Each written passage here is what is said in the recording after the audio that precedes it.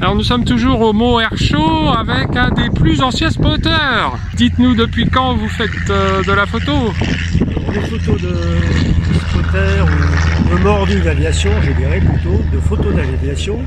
J'ai dû commencer en 1960, voire peut-être avant, mais j'avais un petit appareil photo, donc les photos n'étaient pas de bonne qualité comme on peut faire actuellement. Parce que maintenant on a le top niveau au point de vue appareil numérique. Bon, je suis passé par les petits appareils de mes parents. Après, bon, j'ai acheté du matériel qui était plus performant. Et maintenant, bon, je suis au numérique comme pratiquement tous les gens voilà, simplement. Et donc c'est pareil, on avait des courtes focales, donc il fallait s'approcher des avions qui se trouvaient au statique. Et maintenant, comme les conditions de sécurité ont changé et sont plus draconiennes, on se trouve à des distances respectables, plusieurs centaines de mètres des avions. Donc pour avoir un cadrage, je ne dirais pas parfait, mais qui retienne l'attention du photographe, il faut avoir des focales qui varient du 200 mm jusqu'au 800 mm. Voilà, en gros le matériel que j'utilise. D'accord, et en fait ça fait combien d'années donc à peu près là? Donc, vous n'avez pas arrêté 2022, apparemment? J'ai commencé en 1960, donc ça fait 65 ans en gros. Ouais. 65 ans de spotter? Ouais. Ouais. Et vos plus grands souvenirs dans les photos? Oh, ben, les plus grands souvenirs, les plus intéressants, c'est quand je vais toujours en Angleterre.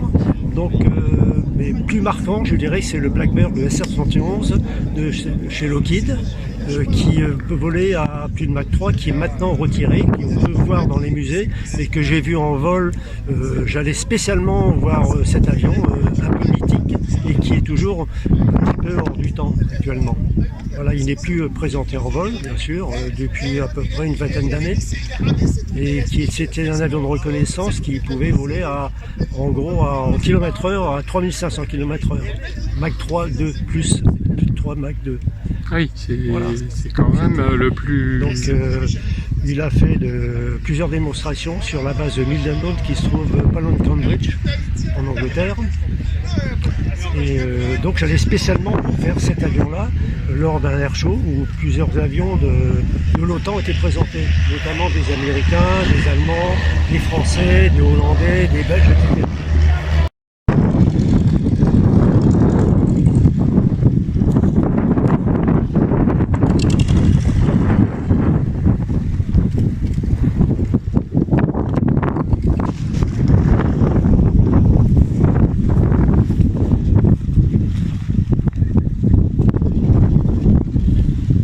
Et oui, nous sommes au Mont Herchault, dans la zone spotter.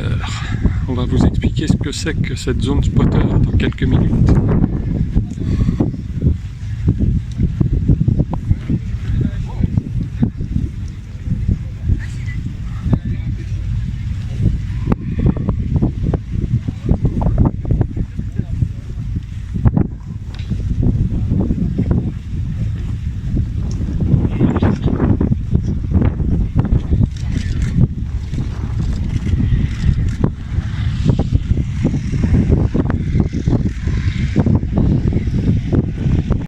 Bonjour, alors nous sommes en direct de Mont Herchault et dans la zone spotter. Mais au fait, c'est quoi un spotter? Un spotter, c'est un photographe passionné d'aviation. À l'origine, c'était en Angleterre, pendant la bataille d'Angleterre, les observateurs qui surveillaient les côtes et l'approche des avions allemands et qui identifiaient ces avions, et qui identifiaient ces avions de façon à prévenir Londres de futurs bombardements. C'est ça un spotter. Aujourd'hui, l'appellation spotter est conservée, mais on est plus des photographes aéronautiques. Des passionnés d'avion, des passionnés de photo, et on rejoint les deux passionnés. Très bien. Mais vous faites beaucoup de meetings? Alors moi en ce moment c'est un meeting tous les 15 jours en gros. En ce moment c'est plus au titre de l'organisation de ces journées. Je Je fais malheureusement peu de photos, mais à partir de, allez, on va dire de septembre, je serai plus spectateur, donc je profiterai d'organisation pour faire un peu de photos aussi à mon niveau. Mais je vais en faire quand même. Très bien. Et donc, c'est bientôt le passage de témoin? Bah, disons que je suis en train de former mon padawan, donc voilà, donc Laurent va me succéder quand j'en pourrai plus, parce que ça fait 10 ans que je fais ça. J'ai une petite expérience, et bon, il va être avec moi à mes côtés pendant quelques années. Et puis à un moment, bah, il prendra les rênes, et puis je serai avec lui au cas où, pour le seconder, quand il aura besoin du conseil du grand-père, quoi. Comme on dit, c'est ce qui s'appelle la formation du grand-père. Très bien. Passage Mais, de témoin. passage de témoin, voilà. Et au niveau nombre de spotters, il y a à peu près combien? Alors pour le meeting, le Mo Air Show 2022, on a décidé de s'arrêter à 150 parce que la zone est quand même exiguë et il faut quand même une qualité d'espace. C'est le service, c'est pas qu'ils sont tassés. Hein. La zone, on peut pas l'agrandir plus. Donc l'important, c'est, on est parti sur 150 spotters, donc on a 150 inscrits. D'ailleurs, à 3 semaines de l'événement, les 150 places étaient prises. Hein, donc, c'était bien un meeting très attendu. On accueille aussi les marques. Donc, demain, il y aura une tente qui sera dédiée pour Nikon. Qui est Ce sera la marque attitrée pour Mo Air Show. Voilà, c'est la marque partenaire qui a déjà fait un concours l'an passé, malgré le Covid. Il y a eu un concours photo parrainé par Nikon avec une remise des prix à la mairie de Meaux. Et ben, Nikon, en retour, l'organisateur a invité Nikon à être présent dans la zone spotter pour faire tester son matériel. D'accord. Il y a de nouveau un concours? Sur Meaux, il n'y a pas de concours cette année. Par contre, pour ceux qui ont fait les meetings sur les bases aériennes de Cognac et de Saint-Dizier, on a un concours qui sera en ligne à partir du 15 juillet au matin. Et les images doivent me parvenir avant le 14 juillet pour que je puisse les mettre en ligne sur Facebook pendant un mois.